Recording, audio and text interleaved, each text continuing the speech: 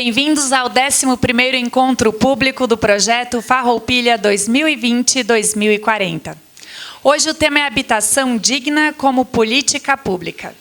Na presença do Prefeito Municipal, senhor Clayton Gonçalves, da Secretária Municipal de Desenvolvimento Social e Habitação, senhora Maria da Glória Menegotto, do palestrante, professor, arquiteto e urbanista, senhor Carlos Eduardo Mesquita Pedoni e demais autoridades, saudamos a todos presentes. Durante este ano acontecerão encontros para ouvir a comunidade e planejar a Farroupilha dos próximos 20 anos. A criação do Projeto 2040 surgiu da necessidade de Farroupilha adotar um plano que permita uma visão de futuro, indique projetos para superar os desafios e determine ações e metas para o município. Ao final dos ciclos, dos estudos e dos projetos para cada eixo, será produzido um documento com as diretrizes do Farroupilha 2020-2040. Assim, o encontro de hoje servirá como apoio para planejar diretrizes no desenvolvimento da habitação para os próximos 20 anos. Além das reuniões públicas como a de hoje, o projeto Farroupilha 2040 oferece outros canais de comunicação para ouvir as demandas da comunidade. Quem desejar pode entrar em contato diretamente na sala física do projeto Farroupilha 2040, no centro administrativo, pelo telefone e WhatsApp, pelo site ou e-mail.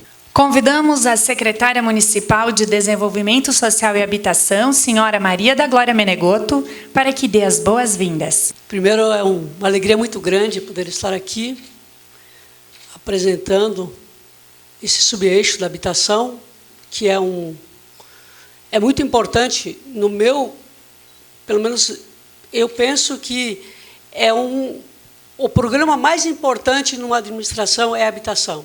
Por quê? Porque quando nós estamos bem na família, estamos na casa, nós temos a nossa casa, nosso apartamento, pode ter certeza que vamos estar muito melhor na educação e também na saúde. Então, nós queremos agradecer a presença de todos vocês que vieram hoje nesse tema tão importante. Quero agradecer ao nosso palestrante, que tem uma experiência muito longa, né, em políticas públicas da habitação, professor da UX. Eu quero agradecer muito também a todos os envolvidos da nossa secretaria, tanto da habitação como da assistência social, que está aqui hoje, que fizeram um trabalho muito grande. E nós, quero até colocar que depois que nós estamos nessa pasta, a gente avançou bastante. Avançamos bastante, digamos assim, muitas ocupações irregulares que foram estancadas. Minha Casa Minha Vida, com esses 220 apartamentos que estamos já fazendo, né? Então, essa administração, eu acho que evoluiu muito nesses tempos. Até a liberação de cláusulas dos terrenos, regularização fundiária. Temos feito bastante, mas a gente sabe que, por mais que a gente possa falar que a gente fez, tem muito a fazer. A habitação é algo que não termina nunca, porque a nossa tecnologia, nos dias de hoje, ela cresce tão rapidamente que o que a gente faz hoje, amanhã já tem outras coisas para fazer e até para se aprofundar mais. Então, hoje eu tenho certeza que, com o nosso palestrante, nós vamos ampliar tudo aquilo que a gente pensa na habitação aqui em Farroupilha, e diria que esse 2040 é um programa, um projeto, não é um projeto de governo, do nosso governo, porque hoje já não é nosso, prefeito Clayton. Hoje esse projeto ele já está além, ele já está no Estado, ele já está até a nível nacional, porque ontem o nosso prefeito apresentou esse projeto ao presidente da República. Então, quer dizer, é algo que a gente tem que pensar realmente o que nós queremos amanhã, o que nós queremos daqui a 5 anos, 10 anos, 20 anos. Porque não adianta a gente querer pensar hoje em algo para se fazer e depois, amanhã ou depois, virá outras administrações e parar tudo. Não, eu duvido que um projeto desse, de todas as esferas, o que foi colocado, eu duvido que outros que virão, eles não tenham um olhar com carinho e que eles digam, não, isso aqui não é um projeto de governo apenas, isso aqui é um projeto da população. Né? Então, é muito pensado, é pensado por todos, e eu quero parabenizar a nossa secretaria por pensar. E olha, eu quero dizer assim, não é só na habitação, nós pensamos em todas as esferas. Então, parabéns a todos, e eu tenho certeza que será uma ótima palestra hoje, com o nosso palestrante, Carlos Eduardo, que agradeço muito. Obrigado.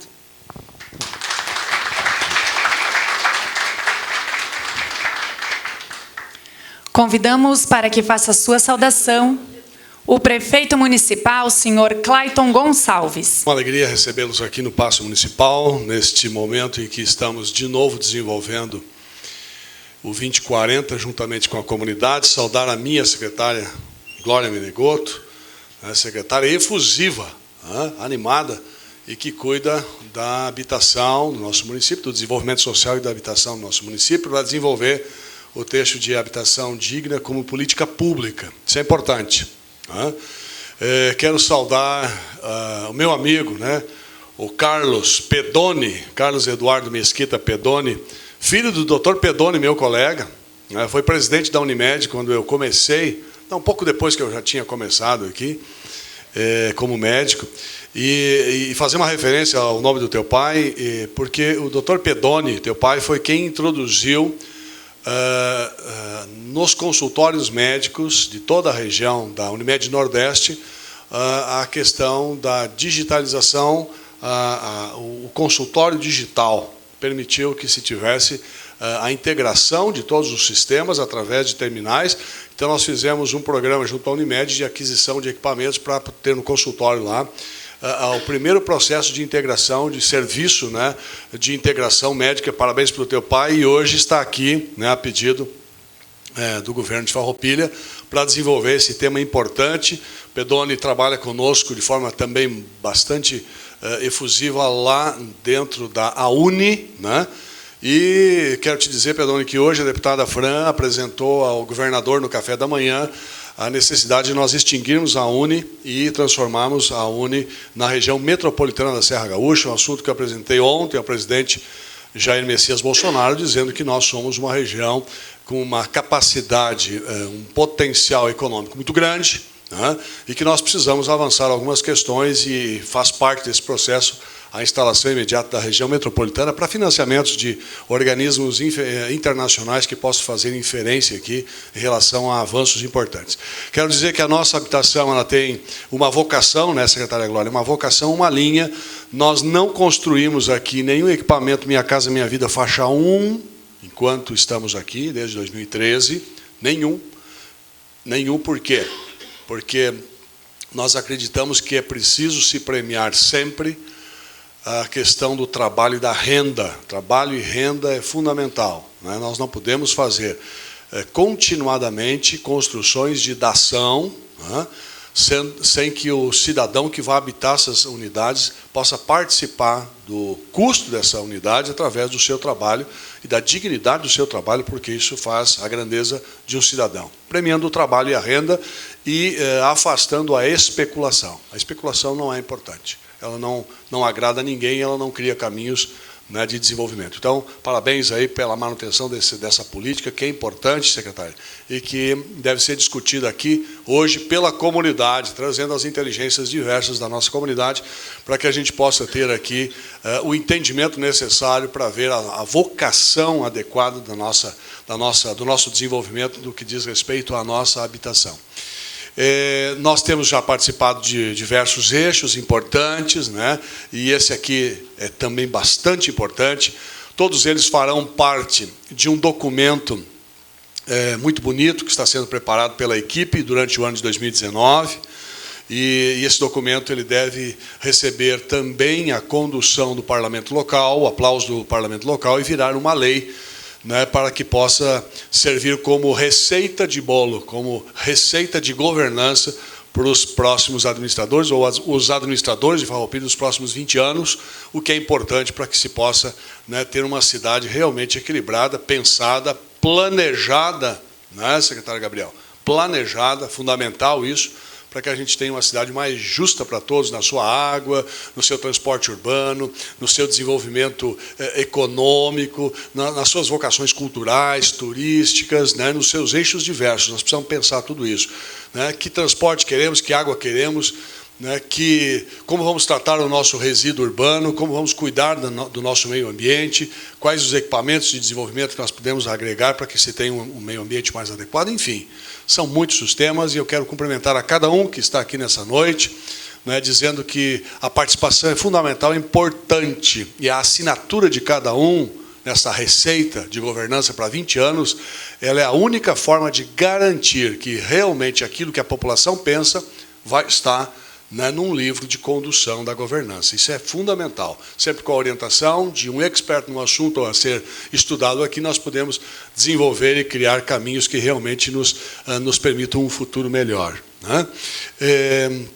Neste mesmo conceito, lá ontem na fala com o presidente da República, nós apresentamos, né, em forma de agradecimento, um mimo, né, declinado por conta da cidade de Farroupilha ao presidente, por ser a capital nacional do moscatel, né, e apresentamos o projeto de construção do novo prédio da Universidade Federal do Rio Grande do Sul, aqui, que é um prédio onde vai ser dada a vocação do pensar livre, mas do desenvolver tecnologias e inovação, de se trazer, através de startups, o livre pensamento de grandes inteligências que nós temos na Serra Gaúcha, para que se possa criar equipamentos econômicos à disposição dos investidores, dos empresários que queiram realmente crescer e construir patrimônio pessoal, sim, mas caminhos de desenvolvimento, de agregação, de transformação pública. Aí o presidente ficou realmente bastante impressionado com os números alcançados da Serra Gaúcha, mas de Farroupilha, como os itens econômicos que nós alcançamos a ele e todas as relações de desenvolvimento propostas nestes últimos anos em que estamos à frente da Prefeitura. Parabenizou a comunidade pelo trabalho, pela manutenção da família, pela questão social muito bem desenvolvida, pela inteligência dos nossos programas, pela questão da inovação, né, e pela questão de sermos um povo religioso, o que o presidente preza muito. Ele, parabéns por terem lá Caravaggio, terem toda a questão religiosa que é fundamental e é importante que se tenha sempre isso como um foco de agregação da estrutura familiar, da estrutura de desenvolvimento e crescimento da nossa sociedade. Está muito animado com o Centro de Desenvolvimento e Pesquisa da Universidade Federal do Rio Grande do Sul, também pela questão de dois produtos, que são as meninas do olho do presidente, o nióbio e o grafeno. Então, ele está muito animado, a Farroupilha é pioneira nesse assunto, foi a primeira cidade serrana a buscar conhecimento no Mackenzie, em São Paulo, né, Roque? E lá estivemos aprendendo sobre o assunto, e hoje é um assunto que domina as grandes startups que o Brasil tem desenvolvido. Para tudo isso, nós precisamos de habitação. Para tudo isso, nós precisamos de habitação. Até porque, provavelmente, em breve, nós faremos anúncios importantes de empresas grandes que estão chegando ao município e que as pessoas vão precisar né, ter a sua moradia digna para poder trabalhar num emprego aí que renda lá entre R$ 1.800 e R$ 2.500 por mês. Então, isso é um emprego que garante o cumprimento de um aluguel ou de um pagamento de prestação que varie lá, em nome, como se for um aluguel, de R$ 500, R$ 600, muito tranquilo, muito fácil para um casal, os dois têm um emprego, para a gente garantir o desenvolvimento continuado e que ninguém fique à margem de programas sociais federais. Nós não queremos isso. Queremos premiar trabalho e renda, porque isso realmente constrói um equipamento social melhor. Muito obrigado.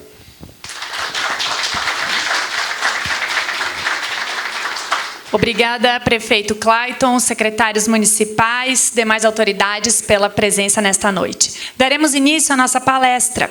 Convidamos então o professor, arquiteto e urbanista, Carlos Eduardo Mesquita Pedoni, que é graduado em arquitetura pela URGS, mestre pela URGS, professor titular de projeto de arquitetura do curso de Arquitetura e Urbanismo da Universidade de Caxias do Sul desde 1998. Foi presidente do Conselho do Plano Diretor de Caxias do Sul, 2014-2015 e 2016-2017. É assessor técnico da Aglomeração Urbana do Nordeste do Rio Grande do Sul desde 2005. É assessor técnico da Divisão de Proteção ao Patrimônio Histórico e Cultural desde 2012. Foi membro da equipe técnica do Plano de Desenvolvimento Regional 2015-2030, dos Coré de Serra, Hortências e Campos de Cima da Serra, 2016-2017. Coordenador técnico do projeto UCSIS-GAMESNE de capacitação e assistência técnica para elaboração de planos diretores de mobilidade urbana e revisão dos planos diretores municipais 2018-2019. Desde já, nosso agradecimento pela sua presença, professor.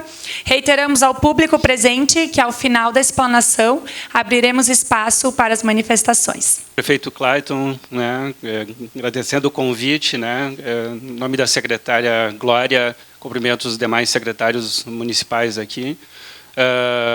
Saudar também essa iniciativa, né, é importantíssimo esse evento. Eu tenho participado em revisões e elaboração de planos diretores, planos de mobilidade, acompanhado audiências públicas, né? E esses são os momentos mais importantes, né, em que o público, a população, enfim, a comunidade está, enfim, junto do governo municipal, colaborando, né, e desenhando esse futuro, né? Então, quero saudar essa iniciativa, né? Bom, quando nas conversas com o Ricardo Ferraro, né, em nome da secretária, fez esse convite, que eu agradeço muito por estar aqui, a gente tentou construir uma pauta, né, que fosse o mais ampla possível. A gente não vai entrar em muitos detalhes, né, até porque é um assunto bastante extenso. Eu tenho alguma intimidade com Farroupilha, que em função de... Nós estivemos envolvidos em 2009 a 2011 com planos locais de habitação de interesse social, né, e nós trabalhamos no plano aqui em Farroupilha, em Caxias, em Vacaria, São Marcos, né, em outros locais também, e revisão de planos diretores, que esse tema da habitação também, né, importa. E eu trouxe essa ideia da habitação digna como política pública, que eu acho que é, né, aquilo que a gente pode, vamos dizer assim, colocar como sendo, né, um norte, né, para o nosso trabalho. O que a gente vai tratar hoje, né? Então, estratégias de ações e metas do PLIS Farroupilha 2010, 10 anos do Plano Local de Habitação de Interesse Social, aqui, que eu já sei que tem, né, dados importantes aqui, que o Ricardo me alcançou nos documentos, que, né, Farroupilha avançou bem. Falar um pouco sobre a questão da regularização fundiária como projeto urbano, né, sobre o uso combinado de institutos jurídicos e políticos na política urbana. Esse é um assunto que a gente está bastante envolvido junto à Prefeitura de Caxias do Sul. Eu comentava com a secretária, nós temos em Caxias do Sul em torno de 400 casos de irregularidade fundiária, né? Então, é um número bastante expressivo. Eu sei que aqui talvez não seja tanto, mas se, né, Farroupilha não tiver atenção para isso também, isso pode acabar chegando em números, né, semelhantes a esses de Caxias, né? Falar um pouco sobre assistência técnica para habitação de interesse social como política pública. Nós temos uma lei de 2014, né, 2008, desculpe, que prevê, né, a assistência técnica. Até hoje essa lei não colou, né? E a gente tem trabalhado junto ao Conselho de Arquitetura e Urbanismo, depois eu vou comentar, sobre essa questão da assistência técnica, que é uma das saídas também importantes para os municípios aqui, principalmente para a questão qualitativa da habitação, não tanto a questão quantitativa, né, da habitação, que a gente chama o SUS da arquitetura e do urbanismo, né, mal comparando com as políticas públicas de saúde, né. E, ao final, a gente vai falar um pouco sobre o futuro, né, tentar trazer alguma coisa nesse sentido. Bom, Eu gostaria de começar, né, com a questão da Constituição. Acho que é importante a gente retomar esses assuntos, né? Nós temos lá no capítulo 1 dos direitos e deveres individuais e coletivos esse destaque no artigo 5º lá, né, são direito à propriedade, né? E a casa, eu destacaria o inciso 11º, que fala: a casa é o asilo inviolável do indivíduo. A secretária se manifestava nesse sentido de que, uma vez que, né, os indivíduos têm, né, a sua moradia, eles são melhores no trabalho, são melhores na educação, enfim, né, eu concordo plenamente com a secretária nesse sentido, né. Tá? Depois, nós temos aqui, no capítulo 2, dos direitos sociais, né. Então, no artigo 6º, são direitos sociais a educação, a saúde, o trabalho e a moradia, né? Entre outros aqui também que aparecem, né? E nós temos uma lei que, para nós, né, que vivemos em cidades, e eu sou um estudioso do Estatuto da Cidade, né, há bastante tempo, ainda em 2005, quando estava, né, no final do prazo, né, porque a lei é de 2001, em 2006, né, todos os municípios participantes de aglomerações urbanas com mais de 20 mil habitantes teriam que ter o seu plano diretor conforme as regras do Estatuto da Cidade. A universidade conveniou com a Metroplan e nós fizemos um trabalho de capacitação com todos os municípios aqui do Coreia de Serra, Coreia de Hortênsias, né, fazendo seus planos diretores. Então, desde aquele momento, a gente tem trabalhado bastante isso, e nas diretrizes gerais também aparece, repetido ali no artigo 2º, a garantia o direito à moradia, né, que é a nossa, vamos dizer assim, nossa lei máxima, né, em termos de, para pensar em termos de cidade, né. O marco legal do município de Farroupilha, da habitação de interesse social, né, vocês têm esse conjunto de leis e decretos aqui, né, que dão um esteio bastante importante. Depois eu vou retomar um pouco essa questão, né, do marco legal municipal, né, e como é que isso pode funcionar depois na sequência, né. E também, até por chamar a atenção, aqui nós tivemos um evento da ATIS na semana passada, da economia, e eu tomei a liberdade, Ricardo, de usar essa lei de vocês do banco de materiais que Caxias está querendo fazer, já nessa troca entre municípios, né, serviu como referência para a gente esse trabalho que vocês fizeram, esse decreto de 2013. Né. No desenvolvimento urbano e ambiental também tem essa lei que trata do banco de materiais, né, e da lei municipal, e no instrumento de política urbana, tanto o plano diretor, né, e o Concidade também, que é importante. Né. Eu estive aqui também abrindo uma conferência da cidade, acho que foi em 2016 também, acabei falando lá na Universidade, aqui na sede da Universidade aqui em Farroupilha, né, tivemos falando sobre isso também. Bom, aqui então, o que eu queria retomar um pouco, esse aqui era o slide inicial da audiência lá no dia 2 de dezembro de 2010, onde se apresentou as estratégias de ação, numa audiência pública, do Plano Local de Habitação de Interesse Social de Farroupilha. Né? Esse era o último evento que ocorria, né? Os eventos, eles tinham uma parte de sensibilização, depois uma parte de diagnóstico, né? E o último, conforme o que determinava lá o edital, né, que a gente participou, ele tinha essa ideia dessa estratégia de ação para a audiência pública. Né? Eu estava na coordenação geral, na época, com essa equipe de colaboradores, né, professores das mais diversas áreas. Né, e aqui, então, a gente retoma um pouquinho, né, do que era a síntese do diagnóstico do PLIS 2010. Então, falava lá, saneamento sem rede própria de esgoto e de tratamento. Contribuição para a ICMS, liderada pelo setor industrial, com a mais da metade dos valores que foram repassados. Déficit qualitativo, 4.220 unidades. A coabitação de famílias era o mais importante. Né? E aqui, pelos documentos que me foram repassados aqui, nós temos uma projeção para 2040 de 6.607 unidades habitacionais. Ou seja, né, nós vamos bater lá 30 anos, né, de 2010 a 2040, aumentando esse número. Né? Então, por mais que o município tenha feito ações importantes, eu tive a oportunidade de ler os documentos que me foram repassados aqui, esse número continua crescendo. Né? Por que será que isso ocorre? Né? O déficit quantitativo, né? Esse aqui era o qualitativo. O déficit quantitativo eram 1.284 à época. A projeção para 2040, 2.010 unidades habitacionais. Ou seja, esse número continua crescendo também, né? Apesar de todas as ações que o município tem tomado, né? Todo o esforço que o município tem feito. Né? E aqui tinha mais um item que aparecia, necessidade de maior investimento em rede de saneamento, em especial nas redes de esgotamento sanitário do município e regularização fundiária. A outra questão estava, então, né, que aqui o prefeito se manifestou um pouco na questão que o déficit quantitativo ele tinha que ser atendido na renda entre 1,5 até 5 mínimos. Né, essa é a população de vocês. O prefeito se manifestou de que a Farroupilha não se interessa por trabalhar com a faixa 1, né, mas com as outras faixas, isso continua existindo.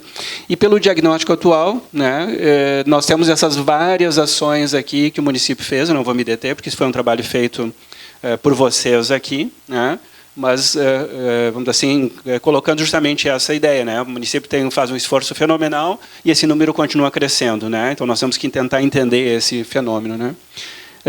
Importante aqui os marcos regulatórios e legais com necessidade de ajustes, isso na época, isso em 2010. Né?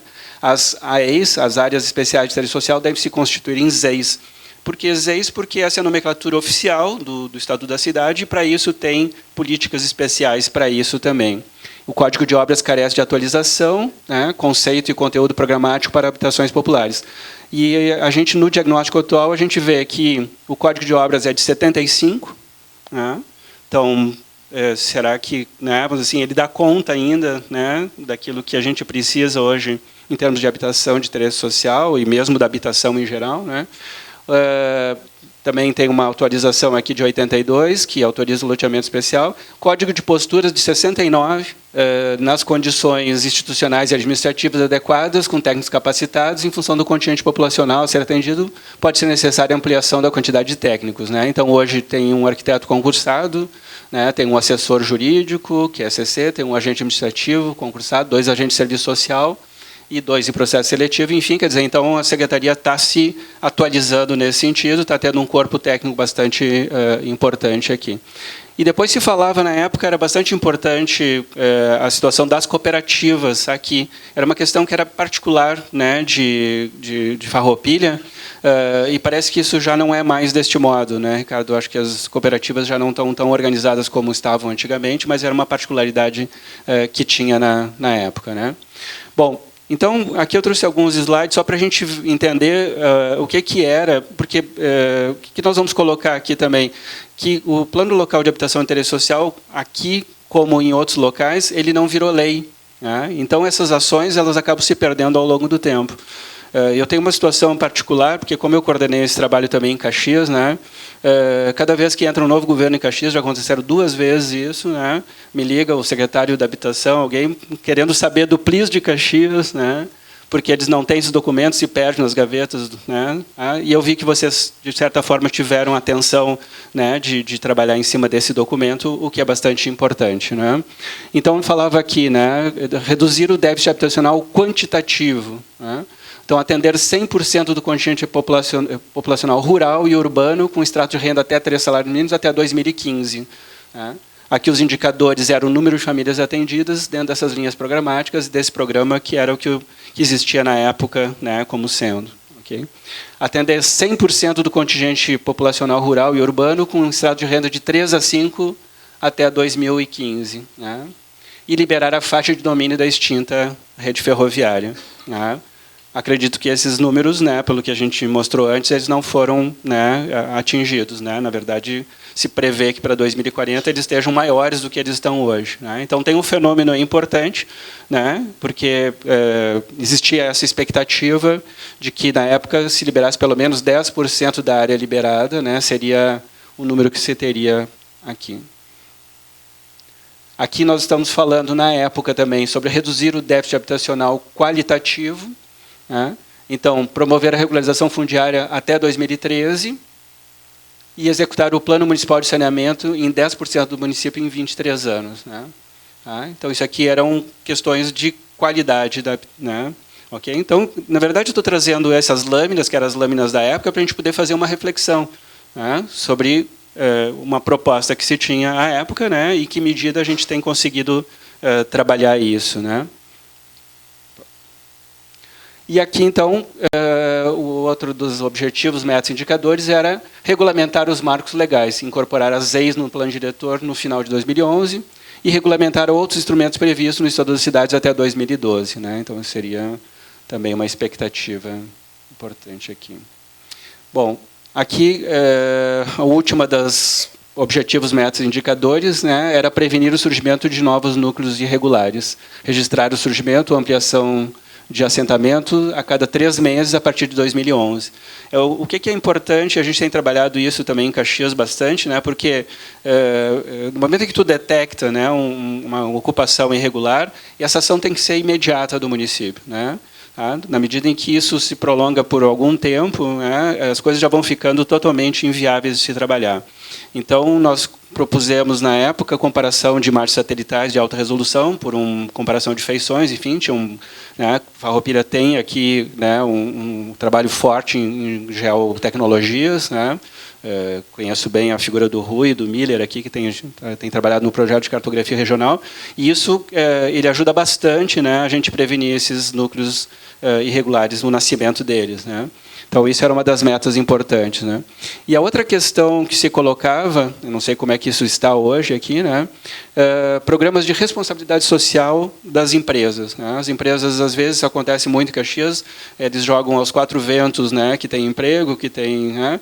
Aí vem um contingente populacional aí para, né, para buscar emprego, a indústria não absorve todos eles, né, hoje menos ainda em função da crise, né, e fica, né,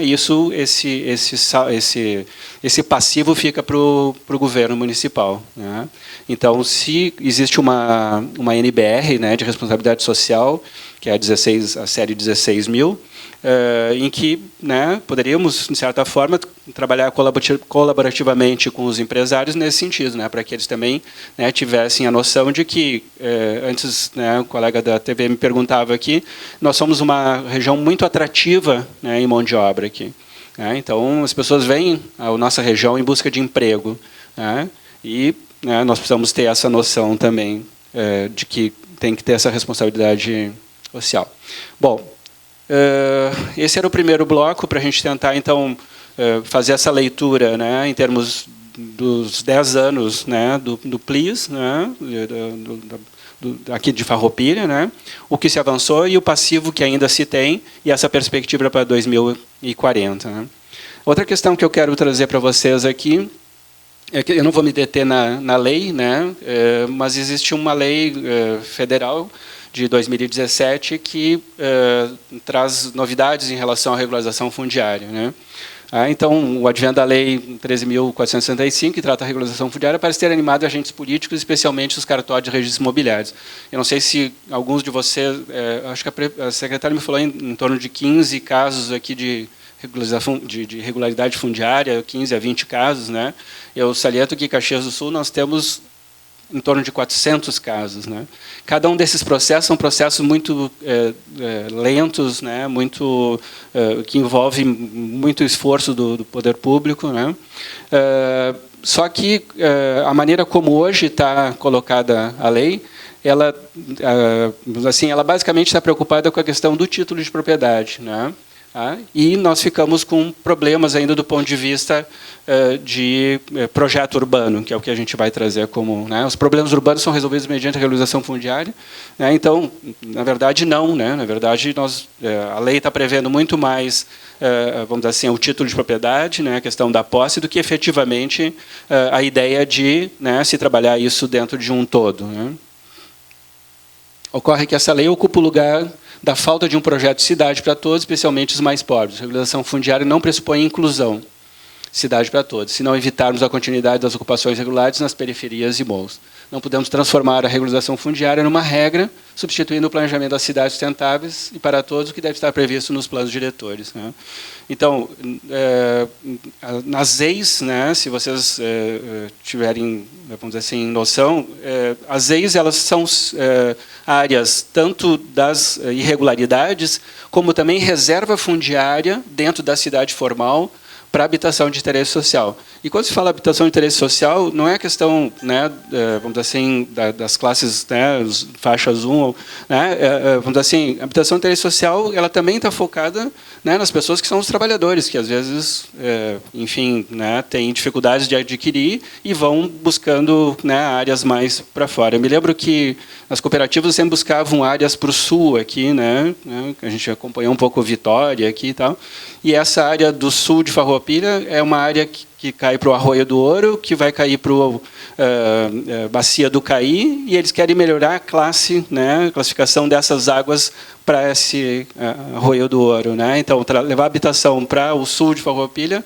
não interessaria em função de questões ambientais, por exemplo, né? Então, essa questão mais macro também é importante tentar entender nesse sentido, né? Então, a alternativa que se vislumbra é a utilização combinada do arcabouço legal, já construído pelo município, que identifica as peculiaridades de cada território e dispõe sobre interesse local. Aqui ficou em vermelho, não está dando para ler muito bem, vai verificar se o marco legal não fere a Lei Federal 13.465, que foi feita a posteriori de todas as leis que vocês têm aqui, associando os vários instrumentos de política urbana colocados à disposição dos municípios para o planejamento da cidade, para que a regularização fundiária observe os princípios do direito urbanístico. Então, a regulação fundiária, nos termos que está colocada pela Lei Federal, né, ela tem problemas para ser aplicada, né?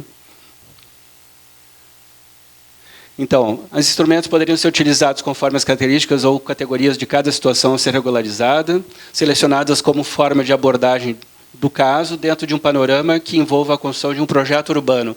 A palavra-chave, né, é o projeto urbano aqui, né?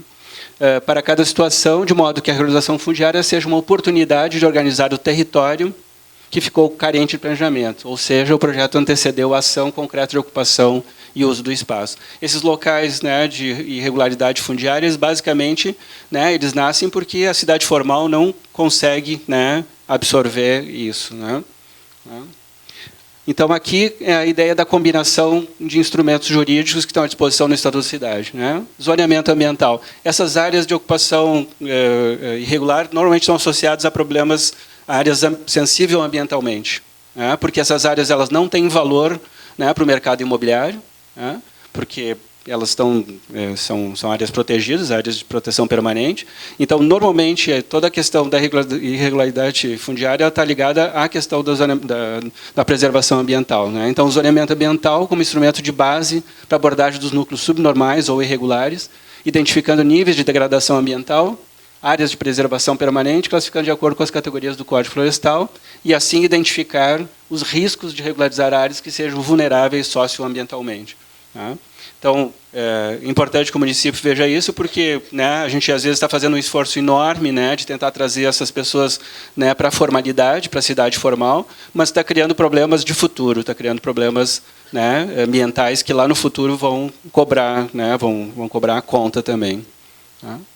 Em termos de zoneamento de uso e atividades, se faz necessário identificar as áreas consolidadas como ocupações irregulares, criando zoneamento específico para aquelas em situação de vulnerabilidade social, delimitando zonas especiais de interesse social, né, as ZEIs, pensando em políticas públicas de inclusão social e geração de emprego e renda, com o objetivo de transformar a área em uma ocupação sustentável, uma vez que a regularização fundiária, sem assegurar a sustentabilidade, agrava a exclusão social.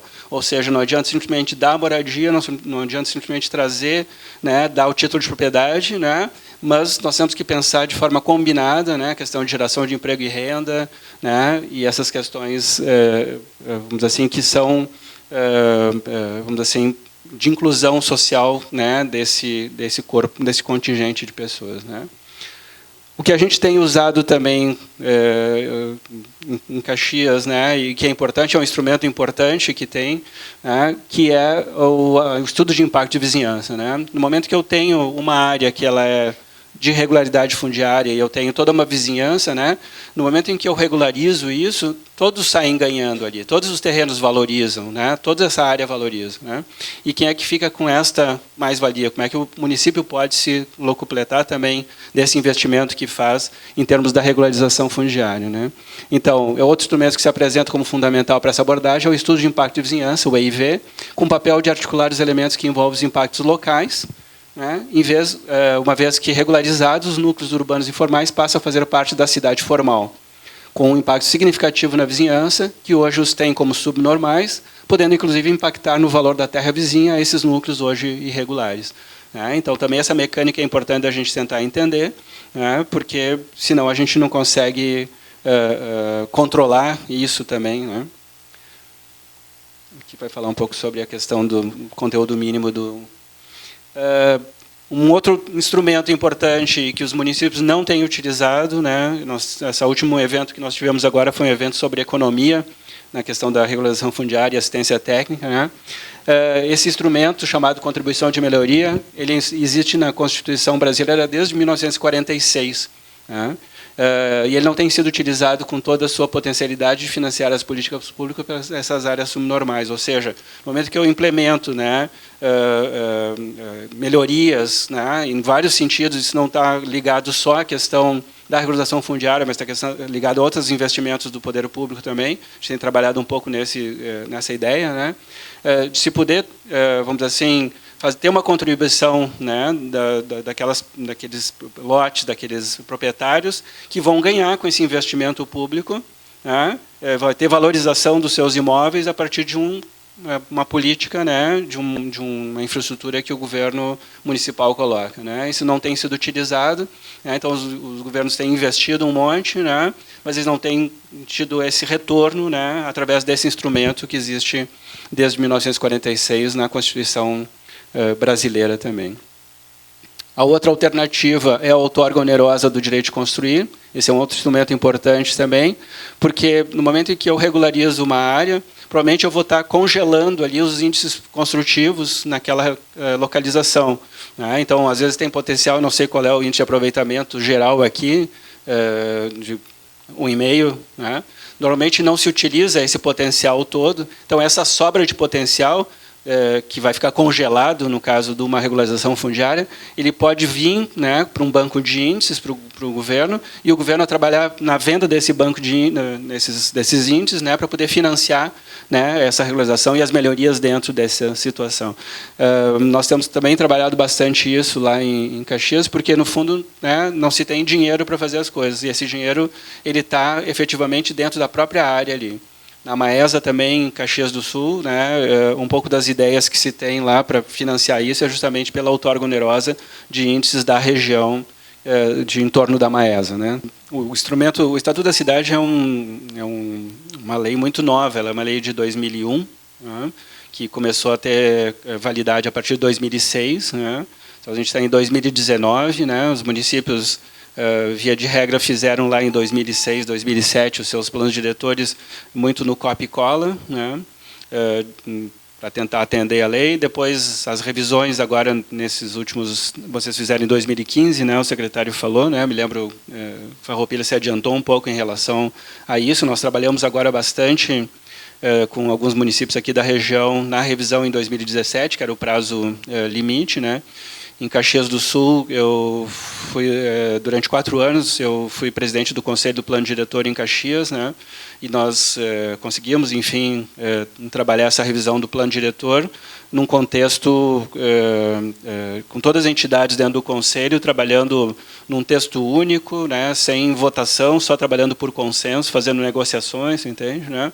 Então, existe um potencial enorme dos instrumentos e institutos jurídicos e políticos do Estatuto da Cidade para política pública, que a gente conhece muito pouco ainda. Eu digo conhece todos nós, assim, os municípios em geral, e na questão da habitação, então, ele é precioso, esses instrumentos eles são preciosos, só que utilizar eles de forma isolada tem sido uma questão que não tem gerado eficiência. Essa é um pouco antes da extinção do Estatuto do Ministério das Cidades, uma acho que foi a 6ª conferência, eu abri uma conferência aqui em Farroupilha, acho que foi a 5ª conferência, ou 6ª conferência das cidades, e a gente trazia um pouco essa ideia dessa crítica que o próprio Ministério da Cidade se fazia no sentido da eficiência dos instrumentos, institutos, para resolver os problemas urbanos. E o que a gente tem trabalhado, a tese que a gente tem trabalhado ultimamente é trabalhar isso de forma combinada, né? Eu tenho situações, né, se eu vou pensar em termos, que é o que eu estou trazendo aqui especificamente hoje, que é o assunto, né, na questão da habitação, né, na questão da regularização fundiária, né, na questão das zonas especiais de interesse social, nós precisamos pensar isso de forma mais abrangente, né? O estudo de impacto de vizinhança ele é valiosíssimo, né, para a gente tentar entender. Quando eu quero fazer a implantação, eu não sei aqui, a secretária falou aqui em 220 unidades habitacionais, né, que foram feitas no Minha Casa Minha Vida. Qual o impacto que tem, né, um empreendimento desses na vizinhança? Né? Quer dizer, o quanto, né, de certa forma, o município tem feito essa leitura, né? O quanto, né, um empreendimento desses ele pode trazer uma valorização ou uma desvalorização na vizinhança, né? Então, esses fenômenos todos precisam ser entendidos, né? O município pode também gerar um banco de índices a partir... nós fizemos uma audiência pública em Guaporé, também estamos falando sobre a questão dos imóveis públicos tombados, né? Isso foge um pouco aqui do assunto da palestra, mas que é importante, né? Se eu tenho um imóvel público que está tombado e ele não vai usar o potencial construtivo total daquela área, né? O município pode jogar isso num banco de índice e se autofinanciar, né, também. Então, existe uma série de possibilidades, né, em termos da combinação dos instrumentos para resolver vários aspectos, né, dentro das políticas públicas aqui. A habitação é né, que eu acho que é importante, né, e nesse contexto a gente tem que tentar entender, né, que, vamos dizer assim, eu não posso regularizar alguma área que esteja com problemas ambientais, sob pena de lá no futuro, né, a gente está sofrendo com isso também. A política habitacional, começando lá com os antigos programas de pós-ditadura militar, de 64, lá, dentro da ditadura militar, 64 em diante, eles são todos financiados pelo FGTS. O FGTS é o grande financiador, né, das políticas habitacionais no Brasil, ok? Então, se hoje a gente tem uma flexibilização, né, com a lei vamos dizer assim, que mudou, né, em termos do trabalhador, do emprego, né, nós provavelmente vamos ter menos captação do FGTS. O FGTS também serve para financiar a BNDES e outros também. Então, esse é o financiamento, né, da União, né, que se dá. No local, são os fundos municipais, né? Os fundos municipais, quer seja no Caxias o FUNCAP, né? Aqui também tem uma previsão de fundo também municipal, mas principalmente, e aí eu entro um pouco nessa situação, que é a irregularidade fundiária que tem, não da habitação de interesse social, mas daqueles condomínios, enfim, que são de mais alta renda, né? É o tipo de multa, né, ou termo de ajuste de conduta que se pode cobrar lá para poder financiar, né, o município. Dentro do município, o índice construtivo ela é a moeda do município. Ela é uma moeda que pode ser emitida pelo município e que não tem custo para o município, a não ser ele aproveitar bem a sua infraestrutura. Claro que essa venda de índices, esse banco, ele tem que estar ligado a todo um conhecimento da infraestrutura, né, para receber esse índice. Eu não posso colocar pessoas e aumentar o índice no local que não tem infraestrutura para receber isso. Então, isso é que tem que trabalhar. Então, o índice de aproveitamento, é assim que se chama aqui também, índice de aproveitamento, acho, né? Porque às vezes muda coeficiente, índice, enfim. O índice de aproveitamento é uma moeda local que o município ele pode, né, emitir essa moeda, né, dentro desse banco, sem custo para o município, a não ser aproveitando a sua infraestrutura. E aí sim pode financiar várias coisas e tal. Bom, e nós chegamos em coisas mais sofisticadas, que são os financiamentos internacionais, né?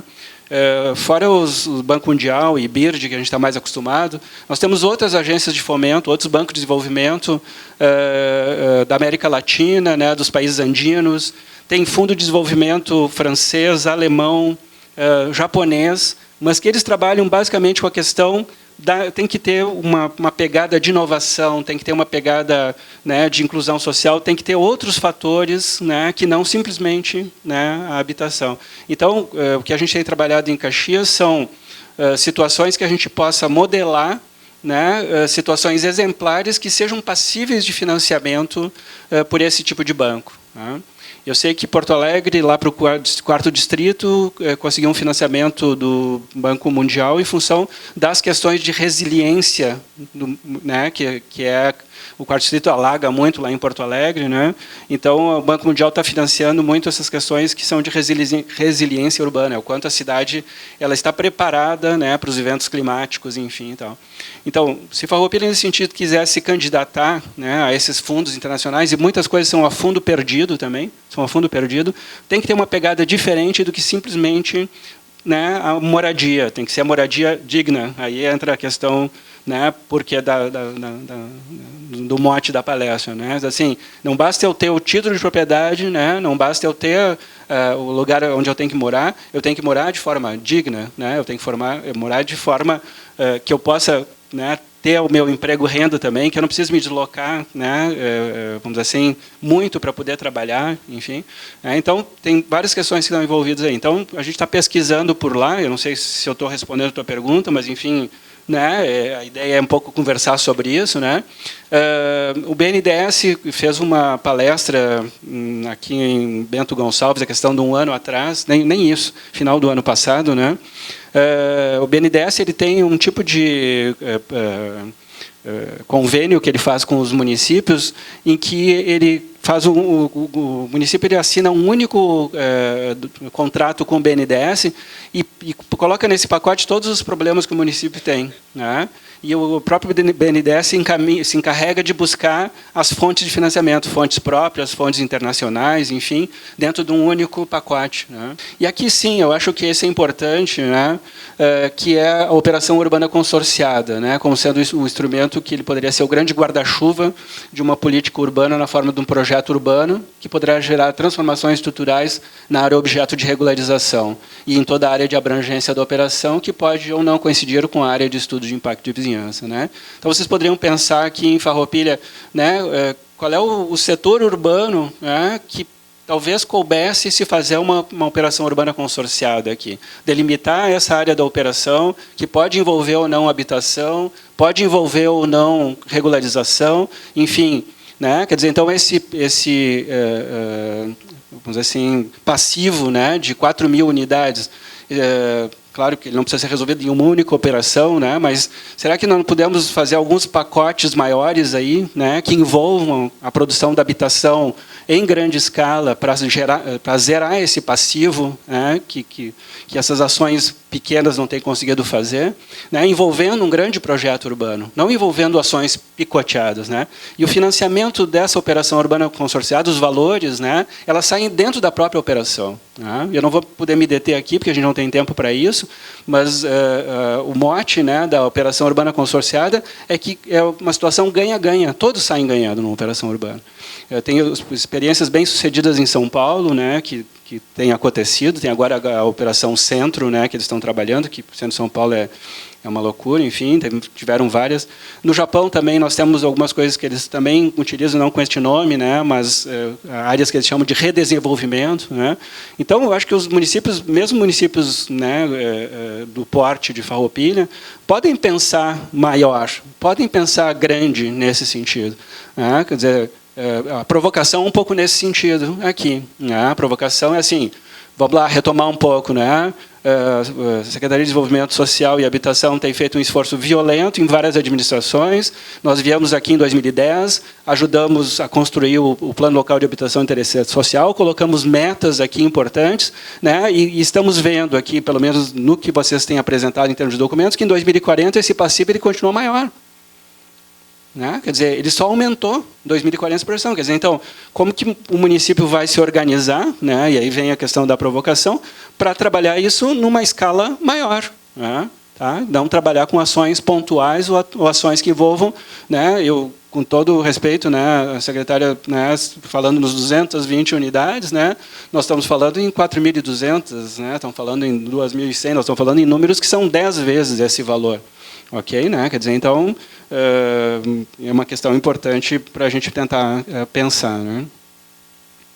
E, principalmente, também a revisão da lei do parcelamento do solo municipal, Eu não sei, não conheço em profundidade o marco legal de vocês aqui, a gente não teve a oportunidade de assessorar na revisão do plano diretor, mas provavelmente, né, o parcelamento do solo tem sido feito nos moldes da 6766 de 76, que é uma lei, né, federal antiga, enfim, e que a gente não tem a previsão efetivamente de lotes, né, de uma terra mais barata, enfim, né, com vias de menor porte, para que possa viabilizar efetivamente a inclusão social, né?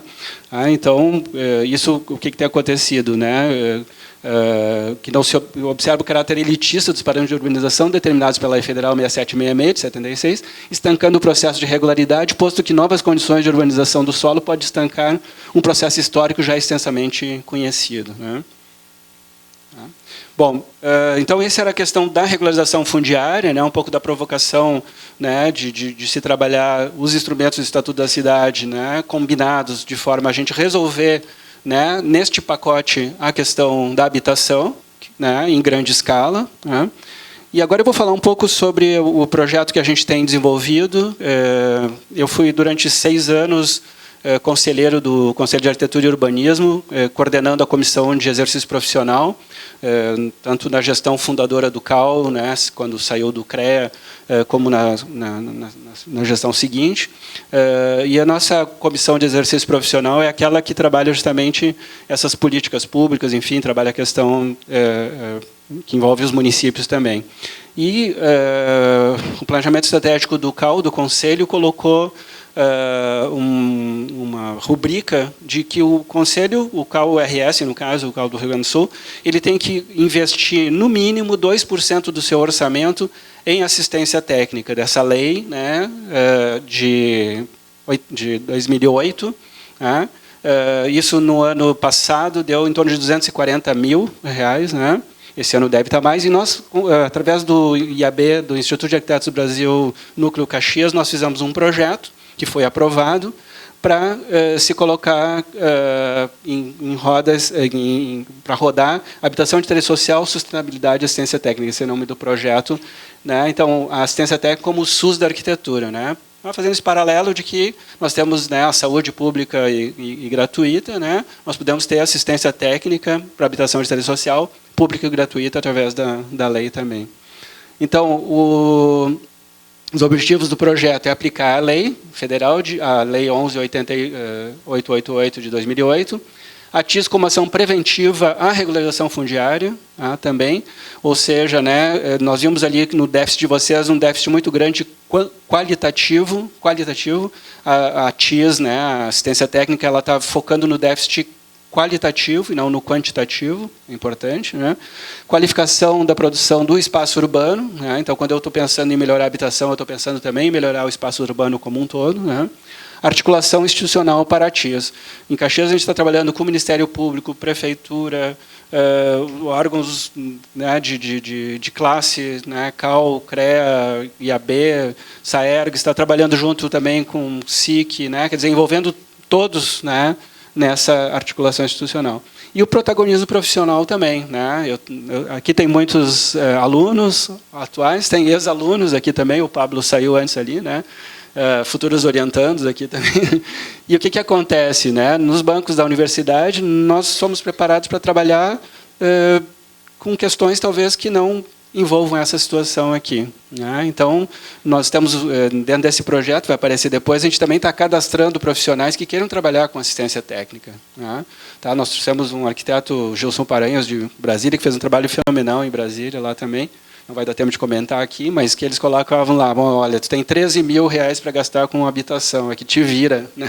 E o arquiteto tem que fazer, né, enfim, um jogo de cintura para tentar, com aquele valor lá, fazer uma melhoria habitacional, né, isso feito em grande escala também, né. Os produtos do projeto é uma publicação que nós vamos fazer, que é o Manual de Aplicação para a TIS em Caxias do Sul, né, então, quem quiser atuar com assistência técnica, os profissionais, arquitetos, o pessoal do direito também está envolvido, lá, o pessoal da economia também está envolvido, porque tem a questão de geração de emprego e renda também, banco de materiais, enfim, tem uma série de questões, e uma carteira de projeto para TIS, porque a gente tem muitas verbas, inclusive essas verbas internacionais a fundo perdido, que nós estávamos comentando antes ali, os termos de ajuste de conduta do Ministério Público, o Dr. Adrio, que é o procurador do Ministério Público de Caxias do Sul, da chamada Centro de Apoio à Ordem Urbanística, CAURB, né, que tem em Caxias do Sul, volta e meia surgem termos de ajuste de conduta com multas, né, por irregularidades. Isso pode colar diretamente num projeto, num projeto que se tenha já desenhado ali. Por isso, uma carteira de projeto para a TISA. A ideia da carteira de projetos é a gente ter alguns projetos prontos para que, quando surgem as oportunidades, a gente já tem o projeto em mãos, né? Não fica... No momento que vai desenhar o projeto, acabou a verba, né? E nós temos também uma plataforma digital para a gestão do conhecimento. Se produz muito sobre assistência técnica, sobre organização fundiária, isso aí fica disperso, né, em documentos, em gavetas, né, enfim. E o cadastramento dos interessados em ATIS, tanto arquitetos profissionais, engenheiros e arquitetos, né, como também da área do direito, assistente social, enfim, outros profissionais de outras áreas, engenharia ambiental também, né, que é importante. E integração institucional, integração com o gabinete de ATIS do CAU-RS. Foi criado em Porto Alegre, né, um gabinete para assistência técnica, né, são 2 arquitetos que trabalham lá, que eles estão apoiando com todo o Estado, né, ações de assistência técnica. Então, eles têm acompanhado as nossas ações aqui em Caxias do Sul, né, lá em Caxias do Sul. Apoio das instituições relacionadas envolvidas com a TIS e projetos de extensão da Universidade de Caxias do Sul, que a gente tem um termo de cooperação técnica com a UX também, em que vários trabalhos, né, são feitos dentro da universidade, dentro desse guarda-chuva também. Os eixos que nós estamos trabalhando é o eixo da tecnologia social, já fizemos um evento sobre tecnologia social, ou seja, a forma de abordagem dessas pessoas, né, as questões de mudanças significativas, né, nas suas condutas também. Enfim, é um tema bastante extenso, né? Questão de startups também, para não só o prefeito falou também, né? Também como o emprego, né? Caxias perdeu, vou sempre referenciar Caxias porque é os números que a gente tem. Caxias perdeu 25 mil empregos nessa crise e esses empregos não vão voltar, né? Então nós temos que pensar em novas formas, né, de geração de renda, né? Então, provavelmente, também na questão de vulnerabilidade social, nós temos que pensar também, né, em startups, em, né, pessoas que têm habilidades, fazer um banco de serviços, enfim, tem várias ideias que estão surgindo aí, né? As associações de bairro, a troca solidária, a capacitação profissional, enfim, né? Questão de segurança pública também, que é importante. Esse que eu comentei aqui, então, rapidamente, né, foi o último evento que a gente fez, agora na sexta-feira retrasada, que foi a parte da economia. Eu acho que foi o evento mais significativo que a gente fez, porque surgiu todo esse potencial de financiamento internacional a fundo perdido, né, que a gente não tinha ideia. Então, nas pesquisas que a gente fez dentro do PPGDIR, lá, que é o Programa de Pós-Graduação no Direito, que tem também a área da economia, se fez essa pesquisa e se localizou vários fundos, né, mas com objetivos bem específicos também. E captura das mais-valias para a TIS, aquilo que a gente falava um pouco também, né, dos investimentos que o governo faz e que não, né, não se locupleta disso, né.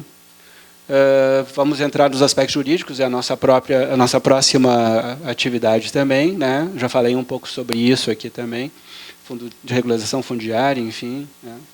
E a questão da arquitetura sustentável, que é importantíssimo também, né. Acho que aí é a questão de futuro, né, para a gente tentar responder em que medida, né, a gente vai conseguir trabalhar uma moradia melhor, né, com sustentável.